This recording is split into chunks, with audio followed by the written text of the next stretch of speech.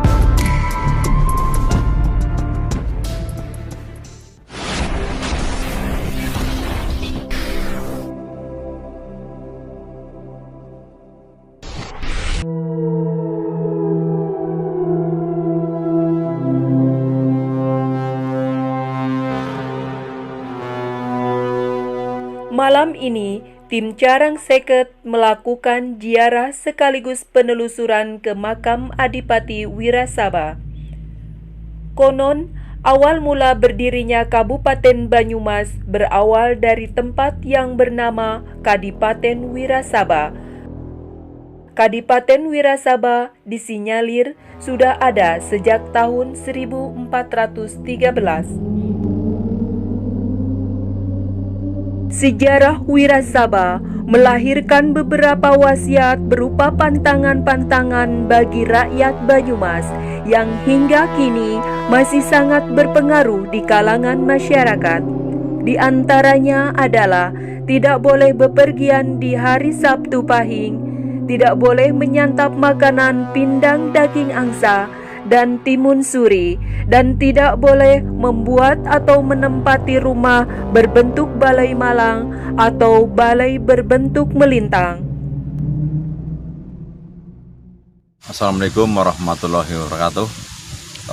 Para pemirsa, kami pada malam hari ini sowan untuk penelusuran ke makam Adipati Wirasaba atau Warga Utomo sebagai penerus generasi yang selanjutnya setelah Bapak Warga Utomo atau Bupati Wirasaba ini.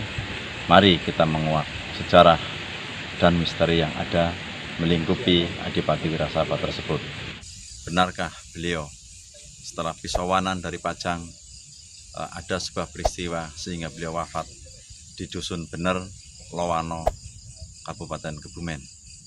Ini masih menjadi misteri, sekaligus juga meninggalkan pesan yang sampai hari ini masih diyakini atau masih dipercaya oleh sebagian besar warga Banyumas, yaitu dilarang bepergian untuk hari Sabtu Pahing, sekaligus membuat rumah dengan bentuk balai malang, dan dilarang makan pindang angsa.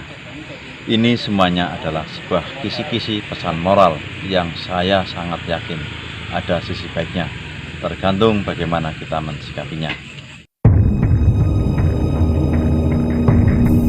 Selain itu, Wirasaba juga melahirkan seorang tokoh besar yang mendirikan Kabupaten Banyumas, yakni Adipati Warga Utama II.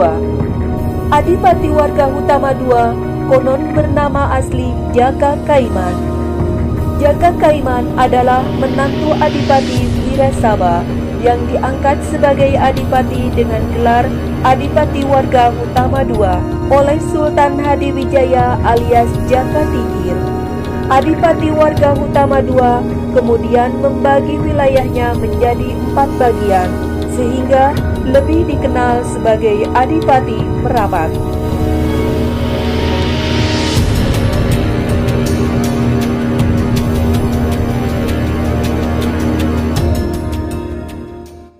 Disinilah awal cikal bakal 4 kabupaten berdiri di wilayah Kabupaten Purbalingga, Banyumas, dan Banjarnegara.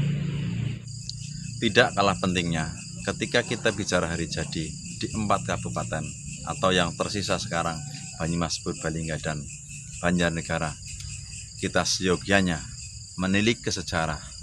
Setelah Adipati Wirasaba gugur setelah pisawanan dari Pajang, kemudian diteruskan oleh Joko Kaiman yang menjadikan Wirasaba menjadi 4 kabupaten.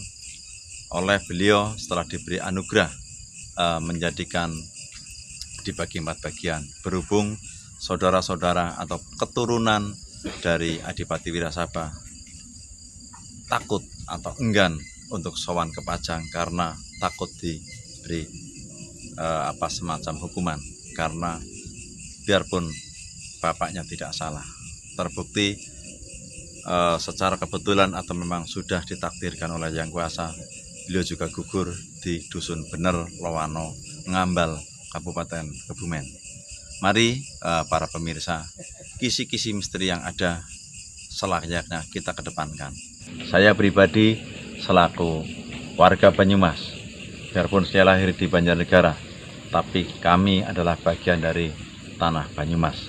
Dulu tanah Banyumas ini, Wirasaba ini adalah sebagai mancanegara kulon, yang oleh Majapahit juga diberikan kewenangan untuk memperluas wilayahnya sampai ke daerah Kedu. Purworejo Kedu ke barat adalah salah satu wilayah kekuasaan dari beliau Adipati Wirasaba atau Warga Utomo yang bergelar atau dulu berkuasa di wilayah Wirasaba. Malam hari ini kita mau sowan ke tempat yang cukup bersejarah bagi kita. Monggo kita bergerak ke arah utara untuk sowan ke beliau. Sekali kontroversi atau misteri-misteri yang melingkupi beliau Adipati Wirasaba atau Adipati Warga Utomo, yaitu ketika beliau gugur setelah pisawanan dari Pajang, beliau berpesan banyak hal yang tentu saja gugurnya beliau betulkah karena kesalahpahaman atau betulkah karena informasi yang memang menyudutkan beliau sehingga beliau sampai gugur di tengah perjalanan menuju Kadipaten Wirasaba. Yang juga dalam perjalanannya beliau ketika konon ditandu menimbulkan atau menjadikan nama-nama tempat beliau ditandu, ada nama seperti Gandulekor ketika beliau pengusung jenazahnya duduk di bawah daun gandul atau daun pepaya untuk melekor atau untuk duduk, untuk melepas istirahat. Benarkah juga di satu titik ada nama Lawang Awu yang konon katanya ketika beliau kondur, ketika sudah seda atau meninggal, di situ ada semacam perapian yang saking tingginya perapian itu menimbulkan seperti pintu, yaitu Lawang Awu, pintu yang berasal dari abu. Alhamdulillah penerangan malam hari ini dan sudah memang dipersiapkan jauh-jauh hari, wilayah sini diterangi dengan penyinaran yang cukup bagus. Malam hari ini alhamdulillah kita bareng dengan juru kunci makam Adipati Wirasaba, yaitu Bapak Muhammad Irsyad. Monggo kita berbincang sebentar. Nyuwun pangapunten kunci kawula saking sarang 50, nyuwun pangapunten badhe nderekaken nyuwun informasi Mbah Muhammad Irsyad nggih, nyuwun sewu sampun pinten laminipun ngasta kunci juru kunci wonten makam menika. Kawula sampun sekawan 18 tahun nggih. Nerasaken napa istilahipun saking Bapak kolorin nggih. nerasaken perjuanganipun Bapak Kunci saking Bapak Madihwan nggih. Nyuwun pangapunten samenika sampun yuswa sinten? Kawula sampun yuswa 17. Alhamdulillah. Sehat nggih Pak Juru Kunci. Nyuwun pangapunten kawula saking tim sarang 50 sebuah padepokan ingkang wonten wilayah Kecamatan Susukan lan Pucuk Lampok badhe nderek sowan dumateng lokasi menika, khususipun menelisik sejarah Adipati Wirasaba utawi Warga Utomo ingkang kawula selaku penerus generasi badhe insyaallah nulat nopo ingkang sampun dipun perjuangaken wonten leluhur-leluhur kolorin. Monggo Bapak Kunci kawula aturi kawula suwun napa kawula nderek sowan. Monggo.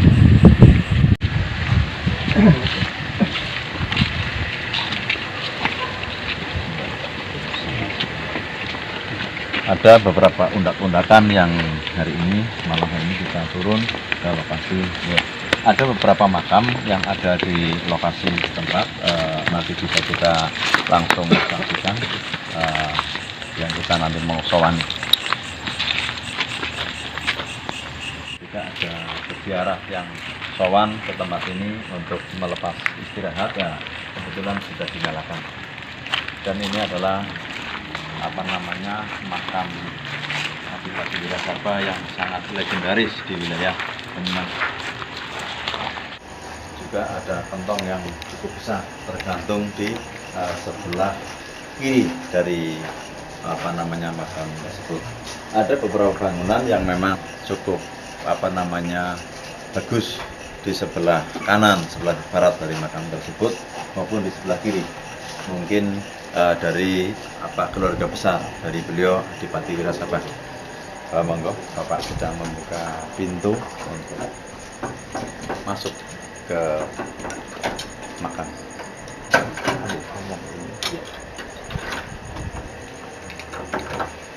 Ada karpet yang sudah dipersiapkan ketika para peziarah sowan ke sini, memang sudah sangat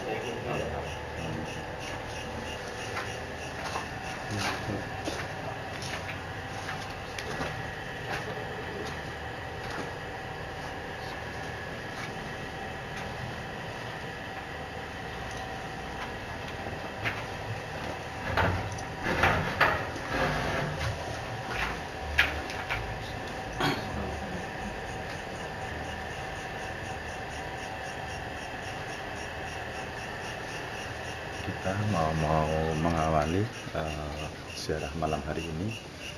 Ada 3 tanda yang nanti bisa diceritakan oleh beliau Bapak Kunci, juru kunci dari makam ini. Bisa kita masuk ke dalam. Baru kali ini luar biasa. Kebanyakan orang yang datang ke sini katanya itu terkabul.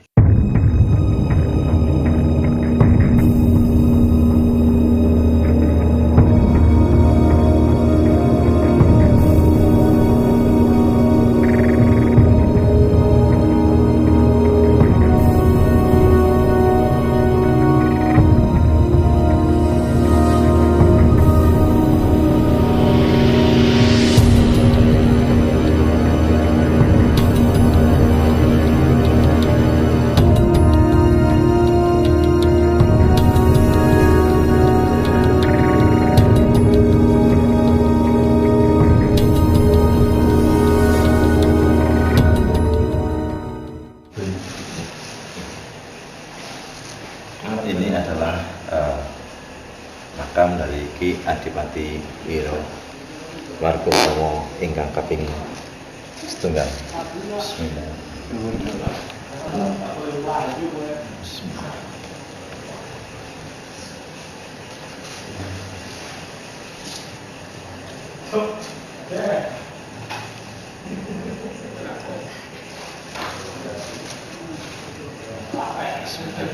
Terus kita bergeser ke sebelah kiri dari makam Adipati Wargotomo yang pertama. Ini nyuwun pirsa promosi nyuwun pangapunten menika menika ini adalah Mbah Putri Wargotomo yang pertama.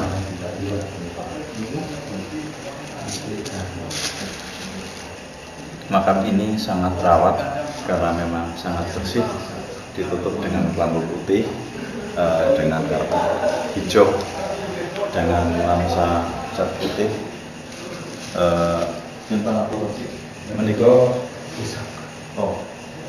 Ini adalah pusaka dari beliau Adipati Wargotomo yang pertama.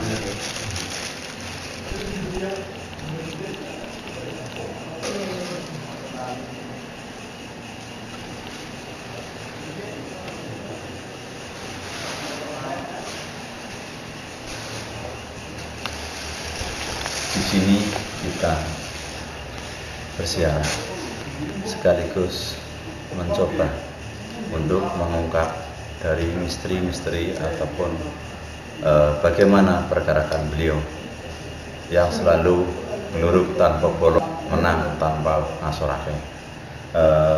Ini adalah sesepuh kita, Rama Kunci. Dengan izin beliau kita bisa sowan sekaligus penelusuran di tempat ini. Alhamdulillah malam hari ini juga mendukung Temaram Rembulan menemani kita berada di makam Parko Utomo yang pertama. Nyuwun pangapunten Rama Kunci, Pak Kawula ngambil bukunya pun. Di sini ada silsilah dari Setelah berziarah, kami mendapatkan kenang-kenangan dari juru kunci makam, buku yang berisi sejarah Kabupaten Wirasaba. Raden Haryo Baribin menjadi menantu Sri Prabu Ninggawatu. Raden Haryo Baribin menjadi menantu Sri Prabu Ninggawatu.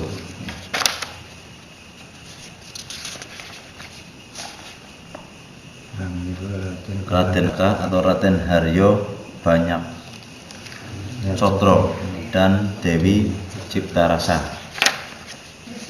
Sayyid Isnapi atas bin sama alias Pangeran Pujangga. Sayyid Ismanapi atas bin Jangga atau Pangeran Pujangga. yang menika pesayanipun Nggih. napa kira Nggih. niku dijelasan Nggih. menika silsilah saking Nggih, kula waosaken nggih. Di sini dari Banjarnegara, sejarah dan babatnya, objek wisata dan seni budayanya. Di sini dari Adipati Wirasaba ke-1 atau Ki Raden Adipati Wirahudaya ke-2, Adipati Wirasaba ke-6, Kiai Raden Adipati Warga Utama alias Adipati Sedaben. Yang kami bacakan di sini atau ada semacam silsilah adalah Adipati Wirasaba ke-1 Kiai Raden Adipati Wirahudaya, Adipati Wirasaba ke-2 atau Kiai Raden Adipati Wirahutomo, Adipati Wirasaba ke-3 Kiai Raden Adipati Wirahutomo II, Adipati Wirasaba ke-4 Kiai Raden Adipati Wirahutomo III, Adipati Wirasaba ke-5 Kiai Raden Adipati Surohutomo alias Joko Tambangan, yang diteruskan oleh Adipati Wirasaba ke-6 Kiai Raden Adipati Wargohutomo alias Adipati Sedabener atau yang bersemayam di tempat ini. Terakhir yang Malang di Balai Malang, Kabupaten Wirasaba dibagi 4. Nah, ini adalah cikal bakal untuk 4 kadipaten yang setelah Adipati Wirasaba.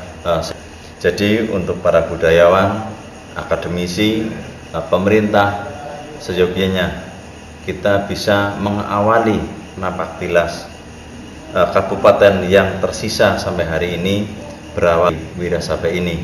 Dan kebetulan lokasi atau titik nolnya Adipati Wirasaba, beliau adalah di Desa Klampok, Kecamatan Purjo Klampok. Seandainya ini sebagai sebuah objek sejarah, objek wisata, maka Kabupaten Banjarnegara bisa mengawali parade budaya hari jadi Kabupaten Banjarnegara dari titik ini. Banjarnegara dari bagian barat sampai dengan nanti ke Pendopo atau ke Banjarwatulebu bisa terungkap secara satu persatu secara runut. Ini tentu saja kita serahkan ke pemirsa, budayawan, akademisi, ataupun siapapun yang peduli untuk mengungkap jati diri wilayah Banyumas pada umumnya. Tanpa mursalah hormat kami, nanti tim Sarang Sekat setelah mendapatkan izin dari beliau Romo Kunci Bapak Abdul Muhammad Irsyad, kami melakukan penelusuran di wilayah atau di sekeliling Adipati Wirasaba.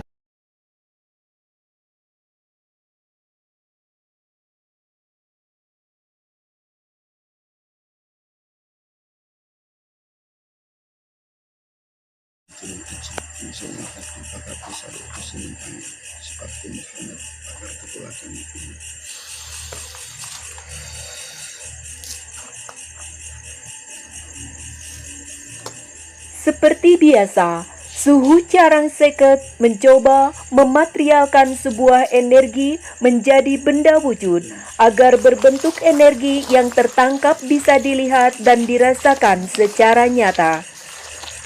Kenapa saya ajak keluar? Karena biar tidak membuat keributan atau kekacauan di dalam komplek makam bupati. Secara etika kita tidak sopan kalau membuat kegiatan-kegiatan yang menimbulkan sedikit gerakan yang tidak sopan, apalagi di depan bupati seperti itu. Kita coba keluar di luar garis batas biar tidak banget.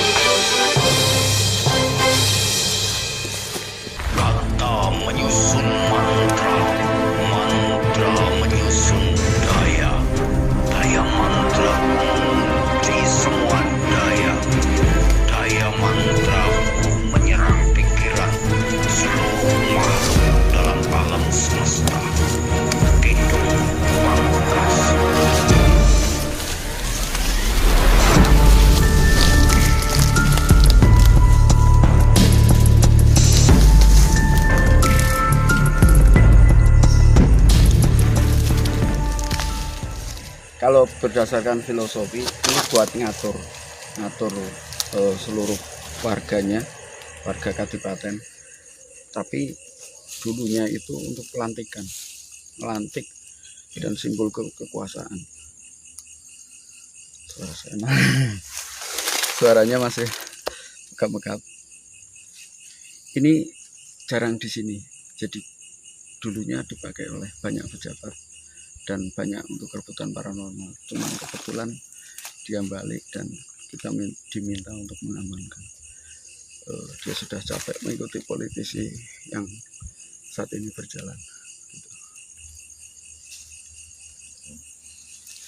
Ditunjukkan, Pak. Ini adalah